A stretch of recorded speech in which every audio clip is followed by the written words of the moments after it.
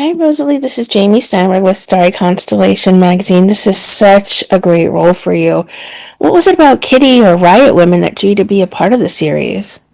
Oh, I mean, as soon as you hear the word Sally Wainwright and you're kind of like, really? Okay, could I even be near this project? And then I just read what she'd written, and I just thought, I genuinely just thought, whoever gets to play this character they've got a task in front of them. But I mean, lucky them.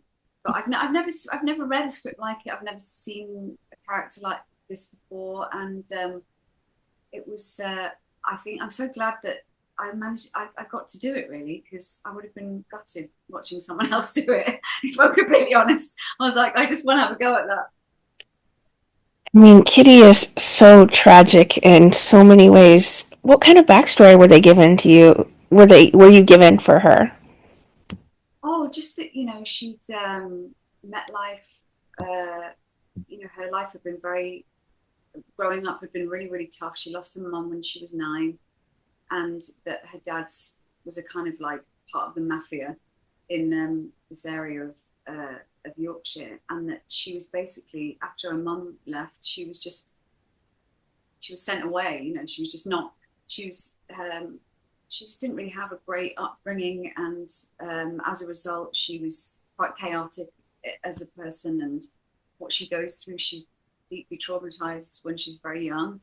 And but what was the most fascinating thing is that out of all of that, she isn't a victim, and she is still like, she's fist forward and fighting for life. She's out there, and she hasn't given up, and she's fighting, in every aspect. I love her connection with all of the women, but certainly with Beth stands out incredibly much through this series. Talk about working with each of these talented individuals. Oh, I mean, getting to work with any of those actresses, I mean, they're phenomenal. I really revered them before I met them, and was nervous about working with them because I respect them very much, on camera or on stage.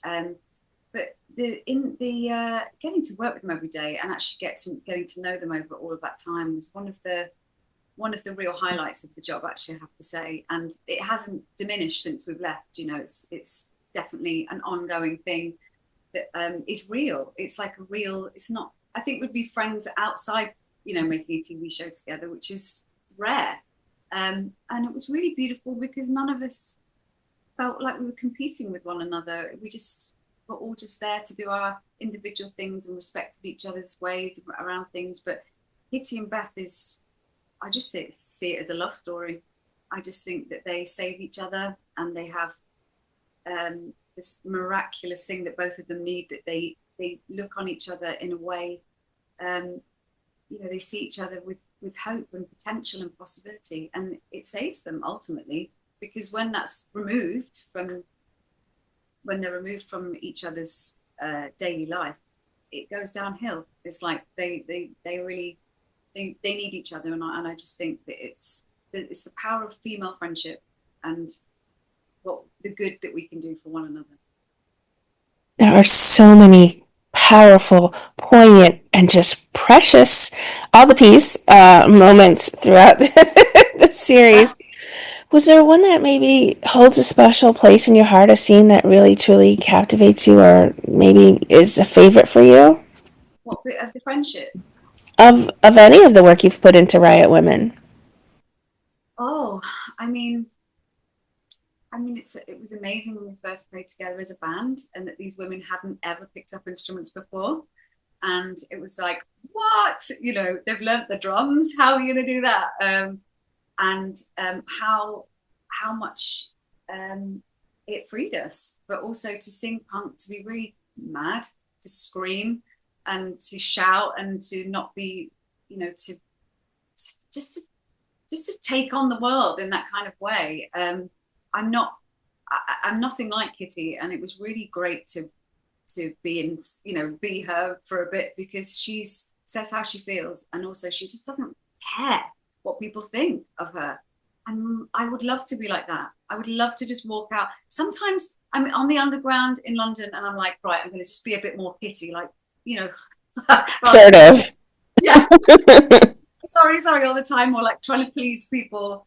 I mean, she's just uniquely herself, and it was really one of the things, one of the big takeaways from that job is that we were there within our own right. The women were there not because of any man, not because they were generating a story about a guy or being a wife or being a girlfriend. It was just no, we don't need an excuse to be there. This is a story about women. It's not exclusively for women, but it felt great to that felt great. But I mean, some of the scenes, like there's a scene that Joanna and I get to do in a restaurant, and I'll never forget filming that with her. And it was we shot it and then we reshot it actually, and I thought, oh my goodness, of all the scenes, I don't think I can do that again. But it was a real privilege to be asked to do something like that, and with her, because she's phenomenal and on and off screen. So I don't know, Jamie. Like sometimes it's hard doing other things after you've done something like that for Sally, because Sure. it's so her writing and her direction and her as a person. It's kind of like a one-off. I'm so thankful that we know that we're going to do it again, because Just otherwise I'd be like, what? That's done? I would be grieving right now. So I just hope that we remember how to do it when we come back. I was going to say, you have such a great voice. What kind of training did you have to do to make your instrument so that you could sing punk rock as opposed to, say, like a ballad? Oh, do you know what? I just went for it. There was no training. There was just like, I think you do it like this. And I guess that's kind of, yeah, I'm not very, out of all the things, I've never been very technical as a singer. And I've just done it from my gut. And I guess I did it. I just did it like that because I think that's where Kitty's coming from. She's not, she just sings because she has to.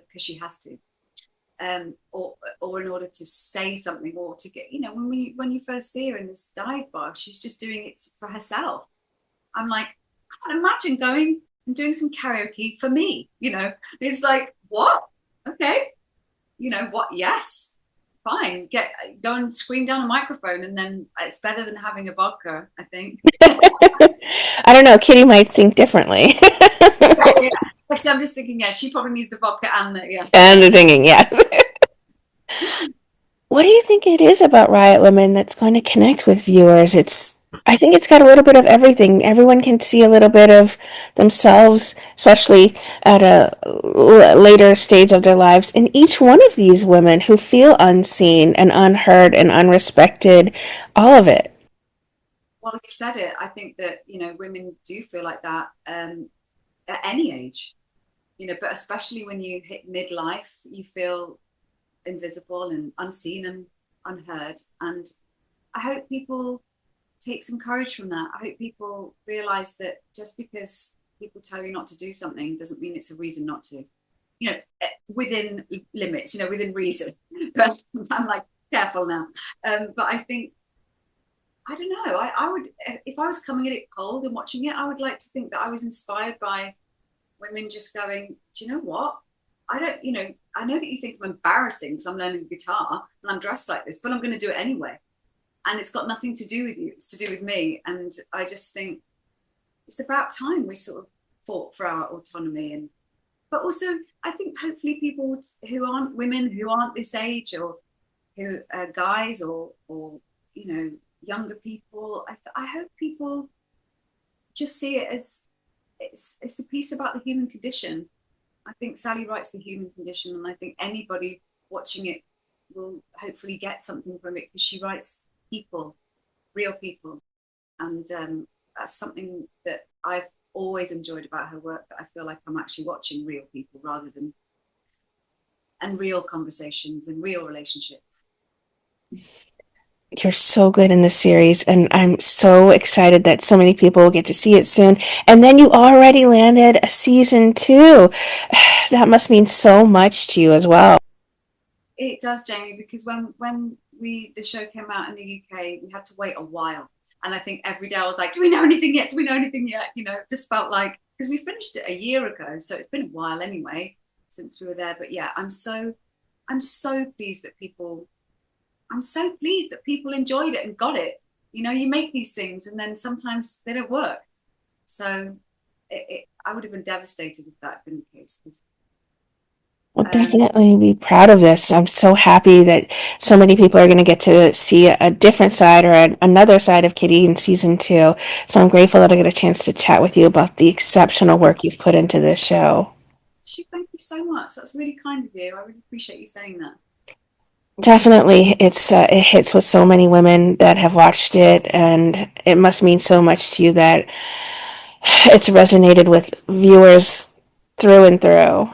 It really has, and I think definitely since the show came out, the conversations that I'll have with women out in the world now, and they'll just come up and we'll have the most extraordinary conversations, or they'll say, "Thank you so much for Riot Women. I feel like it's me, like that's us on the screen." I've, I've it's brilliant. It's brilliant, and I just honestly I can't even imagine it going the other way. So I'm very grateful for that. Very.